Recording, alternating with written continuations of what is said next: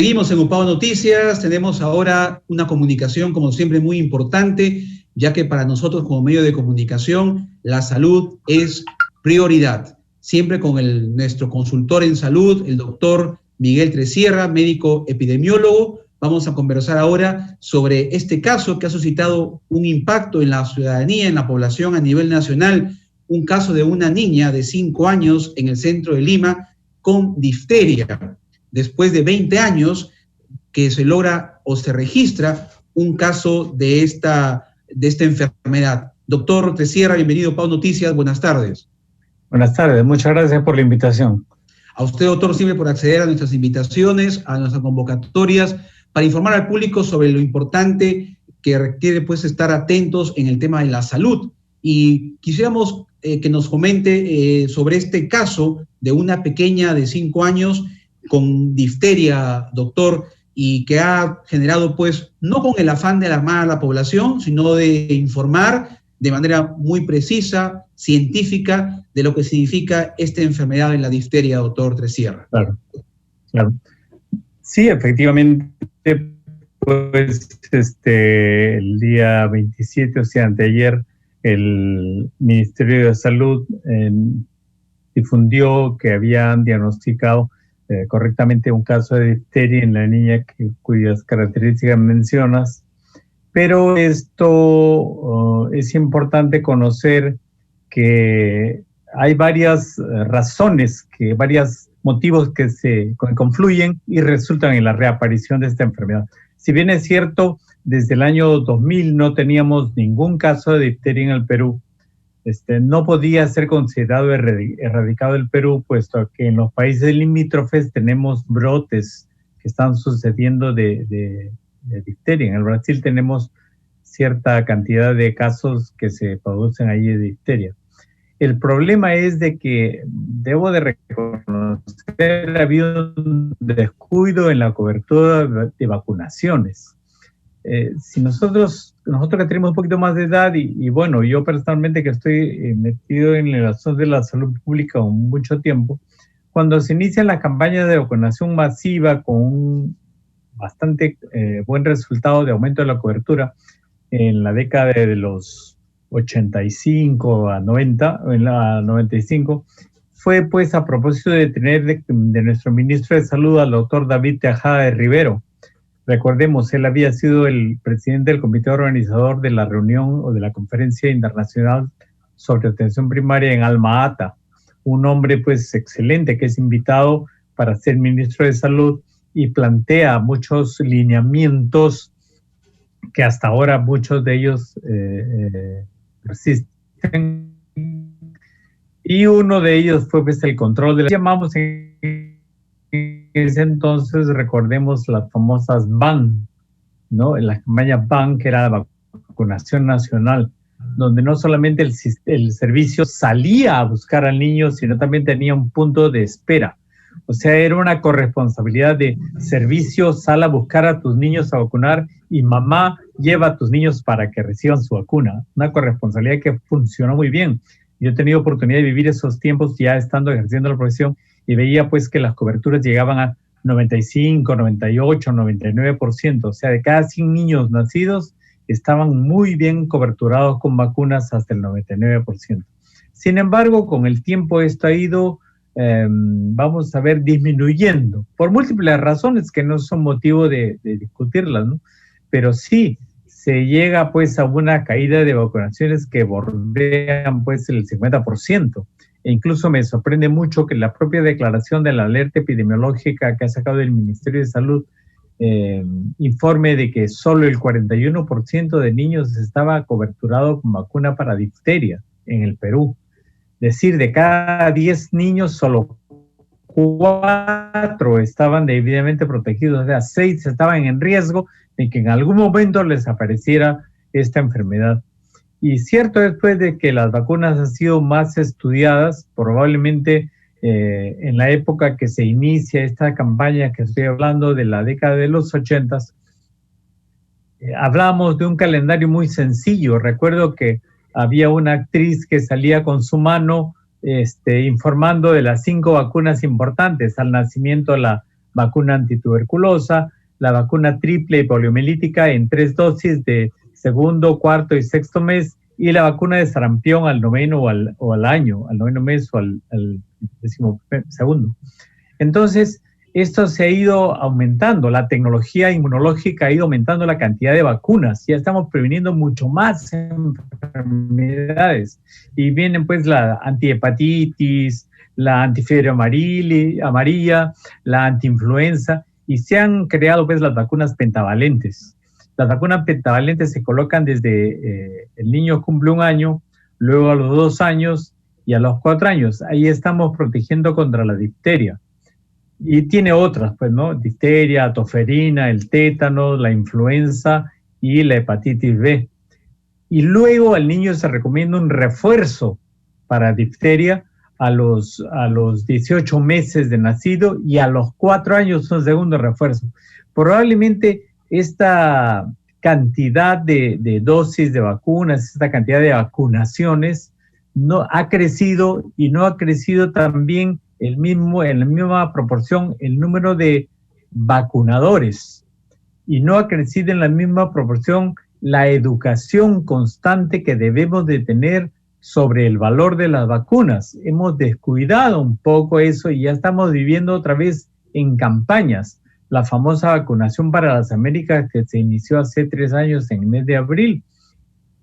Pero no, pues debemos de volver a la situación de siempre, de que vacuna es un programa que trabaja desde el 1 de enero hasta el 31 de diciembre, y la mamá debe ser responsable de acudir a las vacunas.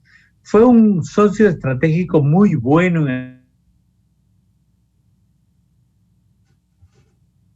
aquella época, recuerdo.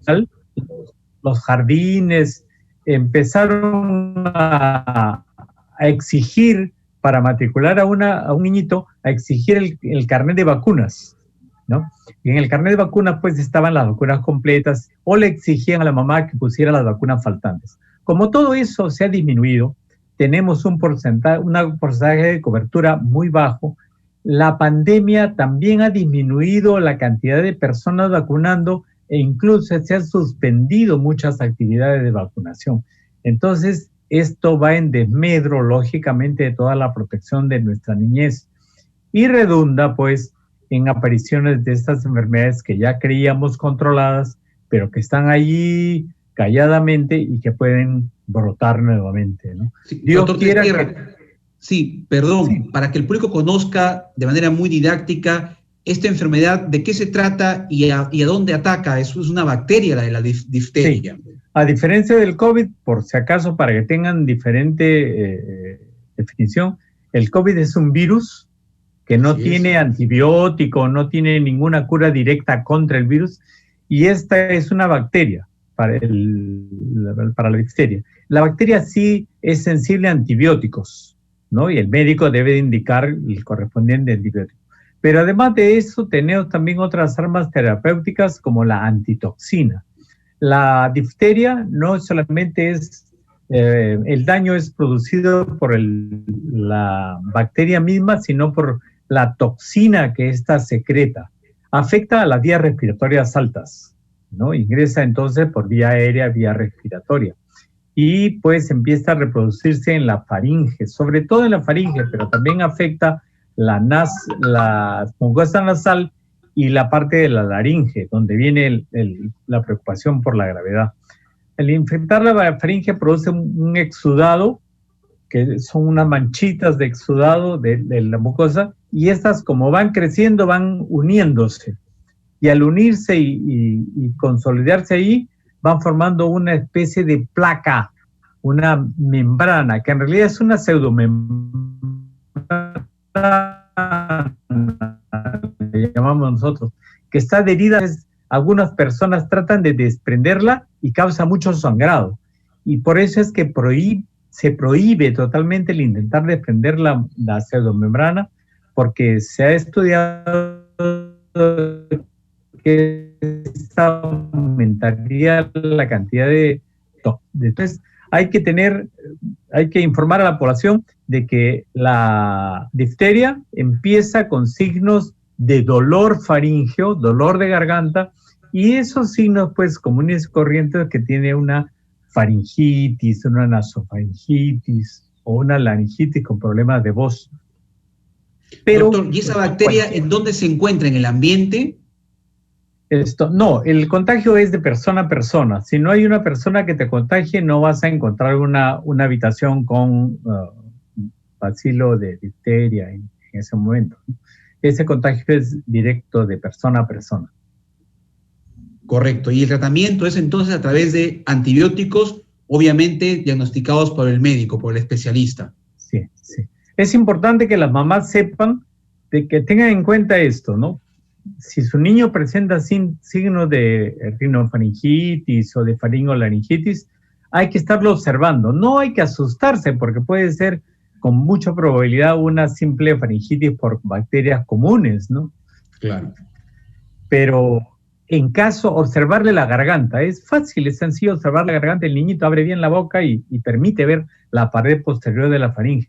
Entonces, si la mamá o el papá o el familiar observa que aparece esta placa blanco-grisácea, que es muy notoria con el rosado normal que se observa en la garganta, ¿no?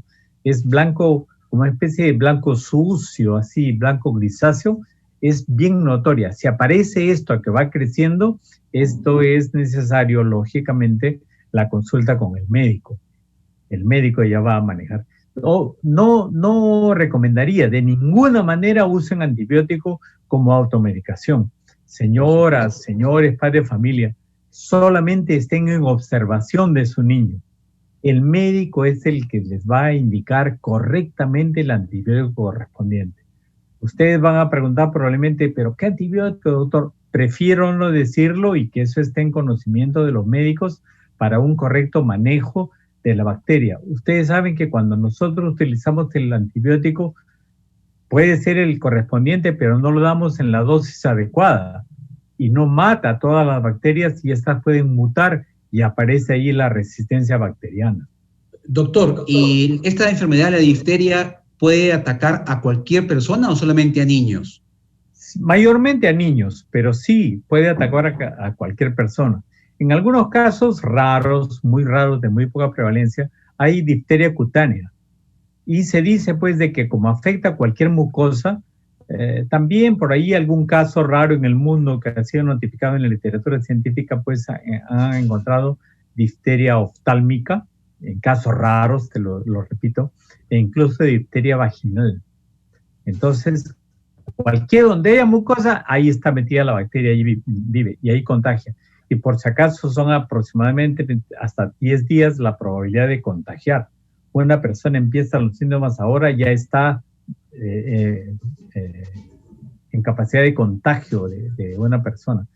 Hay un caso que la niñita, no sé, no he leído hoy día con acuciosidad los diarios, pero estaba en estudio la hermanita de esta niñita que estamos comentando, que también tenía sospecha de difteria. Es bastante probable que la haya contagiado, porque la niña dicen que ha acudido al centro de salud aproximadamente 4 días después de iniciar los síntomas. Entonces ya tendríamos probabilidad de contagio.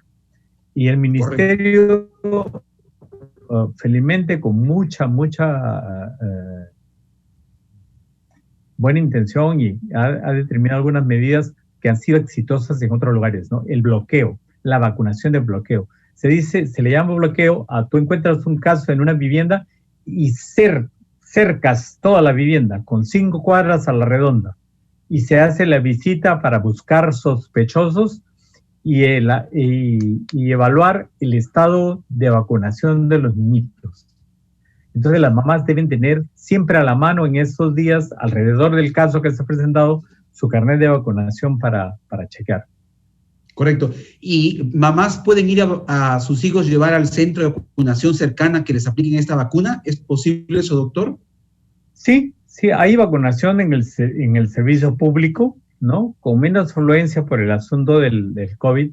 Y también hay vacunación privada. Y aquí no es porque yo esté en contra del ejercicio privado de todas las empresas, pero personalmente debo decir, confíen muy bien en el Ministerio de Salud, porque yo conozco la capacidad de trabajo de las enfermeras encargadas de vigilar la cadena de frío, que es importante.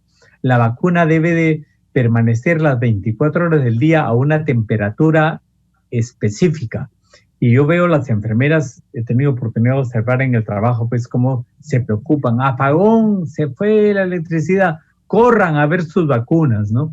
¿Para qué? Para respetar mucho la cadena de frío, lo cual hace conservar el valor de la vacuna. No puedo decir lo mismo de el estricto respeto de la vacuna en el lado privado. Probablemente sí, pero en lo que conozco, el Ministerio de Salud tiene una muy, muy buena y bien controlada cadena de frío, lo cual da la opción de confiar en la vacunación del Ministerio. Bien, finalmente, doctor Tresierra, hay una inquietud de la Gerencia Regional de Salud para lanzar una campaña para prevenir la presencia del zancudo que transmite el dengue. Igual hay que estar atentos a esta enfermedad, a esta situación. Sí, pues nosotros ya nos hemos convertido en zona tropical para ciertos meses del año, ¿no? Estos cambios climáticos que están habiendo, la corriente del Niño se ha venido un poco más hacia el norte, hacia el sur, perdón, y está tropicalizando nuestro clima. Ya nuestra eterna primavera no está siendo tan permanente durante todo el año. Y tenemos meses donde hay lluvias, ¿ok? Hay lluvias y estas lluvias producen espejos de agua. La población tampoco está cumpliendo en 100% en eliminar el espejo de... ¿Qué es espejo de agua? Es un agua en superficie, tranquila, puede ser una chapita de gaseosa boca arriba y allí se junta el agua de lluvia. Y en ese lugar puede haber cría de mosquitos, ¿ok? El mosquito deposita sus huevos, eso se convierte en larva, en pupa y luego sale el mosquito adulto y estos se convierten en transmisores. Mientras tengamos el mosquito presente en el ambiente, vamos a tener el riesgo de contagio de cualquier enfermedad transmitida por mosquitos. En el caso nuestro es el dengue. En los valles del norte de la Libertad tenemos el riesgo porque ¿cómo vamos a erradicar pues nuestros arrozales? El arroz, tú sabes que el almacén del arroz está lleno de una superficie de agua que puede también servir de reservorio de mosquitos. Y bien, me parece entonces, muy buena. La recomendación, doctor, en casa, ¿qué tendrían que hacer las familias para evitar la presencia del dengue, de caer o ser víctima del dengue? Bueno, eliminar los criaderos, que son lo que yo llamo espejo de agua. O sea, evitar ya los floreros con agua, evitar las llantas viejas que tenemos a veces en los techos o los pedazos de llanta, o toda recipiente que podría almacenar agua, ¿ya? Almacenar agua y que nosotros no le damos importancia porque es un poquito de agua, pero en unas cantidades muy pequeñas, volúmenes muy pequeños de agua, el Aedes puede reproducirse. Tengamos en cuenta esto. Es muy buena la campaña que estaría iniciando entonces el ministerio, ¿no? Porque ya se nos viene el alza de temperatura ambiental. Correcto, doctor Tresierra. Le agradecemos como siempre su tiempo y por habernos ilustrado de manera tan didáctica esta información respecto a la prevención de la difteria, el tratamiento a través de antibióticos y del dengue. Gracias, doctor Tresierra. Hasta una próxima oportunidad. Muy buenas tardes. Ya, hasta luego. Muy amable, gracias, doctor. Vamos a una pausa y regresamos con más en UPAO Noticias.